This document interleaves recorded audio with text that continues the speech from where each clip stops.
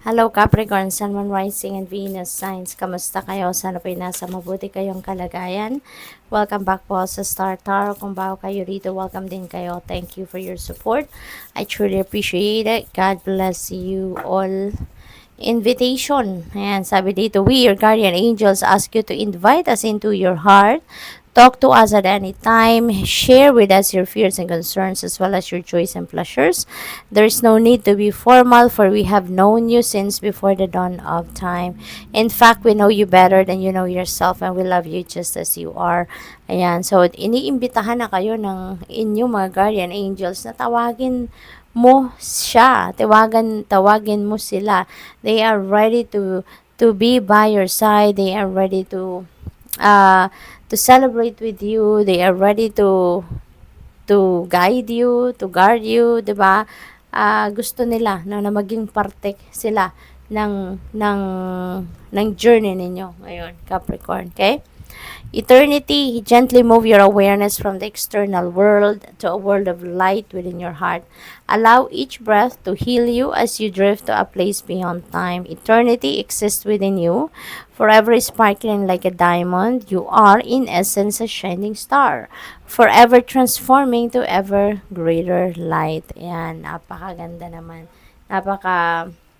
Tawag dito, heartwarming, no, na mga mensahe para sa inyo na ng inyong mga guardian angels sa ngayon.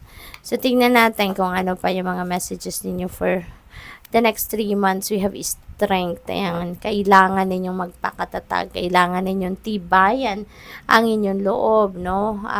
Patatagin ang inyong dibdib rito.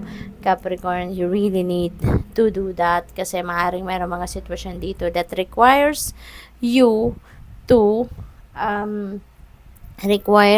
na maging matapang, maging matatag at malakas ang inyong loob sa ngayon, no? In order for you to face kung ano man ang mga bagay na dapat ninyong ma-address dito kasi baka napaghihinaan na kayo ng loob.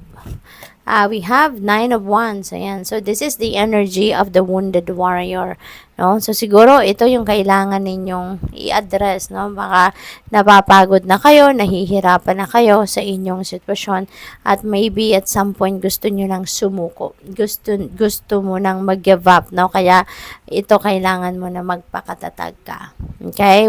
Ano man ang inyong sitwasyon sa buhay, 'di ba? Kailangan lang natin maging matibay, maging matatag tayo at umasa tayo for the best possible outcome. Kasi even mga bagyo, 'di ba? Natatapos din. Ganun din ang mga ano natin sa buhay. Yung mga problema natin sa buhay may katapusan din 'yan. Kaya never ever give up. Okay? Always hope for the best possible outcome. Okay? Para mas maging positibo, mas maging magaan ang pakiramdam ninyo. Four of Swords. Ayan. So, maybe itong kailangan ninyong gawin para na kahit papaano makapagpahinga kayo. Baka kasi pagod lang yan. Ano? Kaya naiisip ninyong sumuko na because you are tired. No? So, pahinga ka. Step back muna kayo. Time out ka muna. At magpahinga ka so that you can relax your mind at mapag-isipan mong mabuti kung ano mga dapat mong gawin, ano mga bagay na dapat mong i-prioritize, something like that. Okay? We have power. Ayan, this is your personal power coming out sa ngayon, Capricorn. Kung dati, no, baka nanghihina talaga kayo or baka kulang kayo ng tiwala sa sarili ninyo in the past. Pero ngayon, kailangan mong ilabas yung inyong power, yung inyong personal power because you have that. No, meron ka nun, no? So siguro hindi mo lang alam that you are stronger than what you think who you are, diba? So ngayon, this is a wake up call para sa iyo na you are powerful, no, just like other people. Kaya gisingin mo 'yan, sa sarili mo because you are powerful, no, just like other people. So going forward, eto na, papunta na kayo.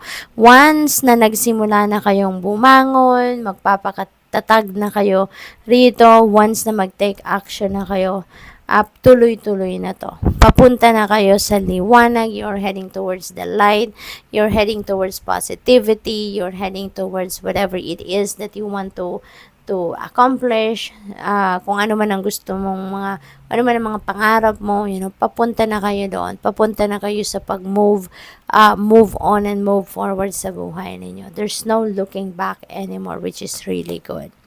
Fulfillment, look at that. Magiging masayang-masaya na kayo. No? Siguro lang talaga, nanghihina lang ang inyong loob. No? Baka pinanghihinaan lang kayo ng loob. Pero, once na mabawi nyo na, yung mapaandar mo na yung inyong personal power, magtutuloy-tuloy na. Yung pag-take action mo, wala na tong lingunan, wala na tong makakapigil sa'yo, kaya naman makakarating ka sa fulfillment. Mararating mo, makukuha mo kung ano yung gusto mo, matutupad mo yung mga pangarap mo, you are going to succeed, kung ano man ang pag-e-effortan ninyo dito, and you will end up feeling fulfilled, contented, satisfied, and happy and joyful. Yan, napakaganda nito. May katuparan, dito yung mga pangarap ninyo. We have planting seeds. This is also a time for some of you, Capricorn, that you are going to plant seeds. So, ang importante dito, dapat alam mo muna kung ano yung gusto mong maging bunga ng inyong itatanim para you'd be able to know kung anong klaseng seeds ang itatanim mo. So, figure out muna what do you really want? Ano talaga yung pangarap mo? Ano talaga yung gusto mong makita sa buhay mo?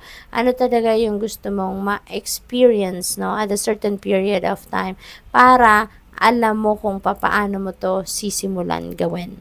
Para alam mo kung ano yung mga bagay na dapat mong gawin para makarating ka doon sa gusto mong ma-experience, Healing the past, which is really good. So, you're definitely going forward kasi iiwanan mo na din ang inyong nakaraan. So, siguro, papunta ka na ngayon sa healing process, or pwedeng ang iba sa inyo sa ngayon, nandito ka na sa healing process journey ninyo, at maaring malapit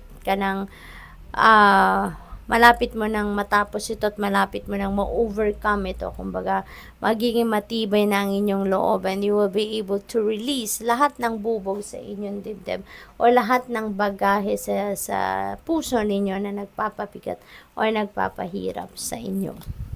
Dwelling in truth, ayan, I stand in the light of truth. Dito ka lang lagi sa katotohanan, Napakaganda kasi you're going to be very truthful. Kung ano lang ang totoo, nandoon kayo, Hindi kayo nag-entertain ng kasinungalingan, or ayaw ninyong magkaroon kayo ng bahid, ng kasinungalingan. So, good luck sa'yo. Thank you for watching. Love and light. Namaste.